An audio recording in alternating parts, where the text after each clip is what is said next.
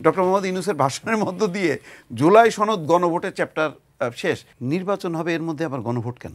সাধারণ মানুষ এই বিষয়গুলি বুঝে মানে গণভোটে হা না দেবে, চারটা বিষয়কে একত্রিত করে একটা বিষয় এবং তার মধ্যে অসংখ্য বিষয় ঢুকে আছে। এটা একটা মানে একটা গণতামাশায় পরিণত হয়েছে এই গণভোটটা, আমি বিশ্বাস করি।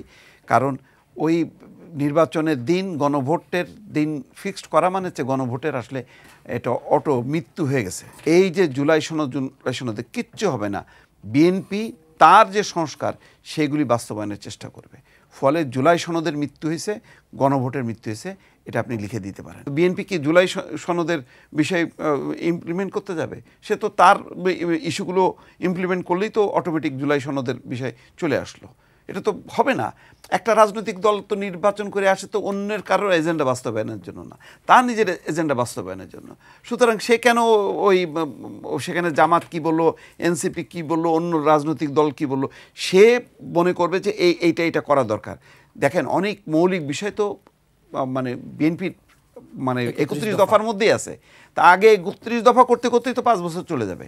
তারপরে তার নিজেরটা থুয়ে কি অন্যটা করবে নাকি? নির্বাচনটা হইতে দেন, যদি হয়, হবে কিনা জানি না, যদি হয় তারপরে পার্লামেন্ট হওয়ার পরে এই যা আছে।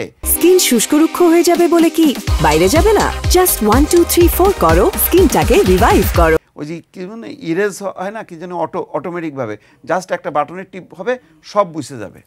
আপনি ভাই আর 2টা সপ্তাহ পরেও যদি আমি আসি, দেখেন গণভোট আর জুলাই সনদ নিয়ে কোনো আলোচনা আছে কিনা। এই আলোচনা শেষ, এই চ্যাপ্টার ক্লোজ হয়ে গেছে। জাতির উদ্দেশ্যে ডক্টর মোহাম্মদ ইউনূসের ভাষণের মধ্য দিয়ে জুলাই সনদ গণভোটের চ্যাপ্টার শেষ। আপনি ঢাকার যে কোনো নির্বাচনী এলাকায় যান, ঢাকার বাইরে, সেখানে দেখবেন যে ওই প্রার্থী সেই প্রার্থী। বিএনপি নিজেদের মধ্যেই মারামারি করে শেষ করতে পারতেছে না কে প্রার্থী হবে কে প্রার্থী হবে না। তারপরে তো আবার ফাইট করতে হবে তার জামাত বা অন্য প্রার্থীদের সঙ্গে। পুরো আলোচনায় যদি আপনি কোনো মানে পাড়া মহল্লা, গ্রামে গঞ্জে, হাটে বাজারে, সেখানে কি আলোচনা হয় কি প্রার্থী মানে সংসদ নির্বাচন নিয়ে নাকি গণভোট জুলাই সনদ নিয়ে? এইগুলিই শোনেন, এগুলি ড্রয়িং রুমে মানায়। ওই যে ফরেন সার্ভিস একাডেমিতে ওই সোনারগাঁ হোটেলের চা নাস্তা খাইতে খাইতে আলোচনা চলে। এগুলি আমরা শিক্ষিত লোকজন আলোচনা করে, পাবলিকের মধ্যে এই নেই। আপনারা এখান থেকে নিচে নামেন, সাধারণ মানুষকে জিজ্ঞাসা করেন তো জুলাই সনদ গণভোট নিয়ে আপনার কী চিন্তা, সে তো হা করে থাকবে।